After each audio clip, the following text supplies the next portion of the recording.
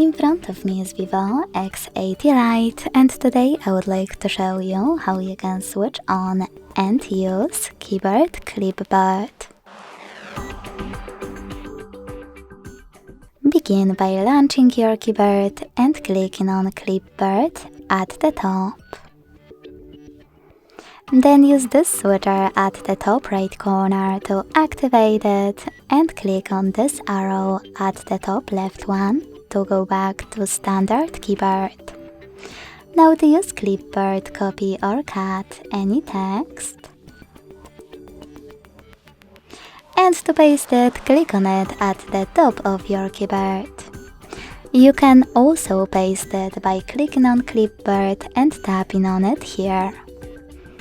To pin any added sentences, use this pen at the top right corner.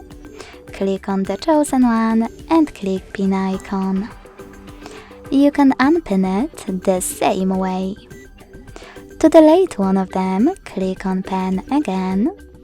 Select all of your sentences that you wish to get rid of and use pin icon next to the pin. Lastly, to disable Clipboard completely, use the same switcher as before. Thanks so much for watching. If you enjoyed this video, leave a like, comment and subscribe. Bye!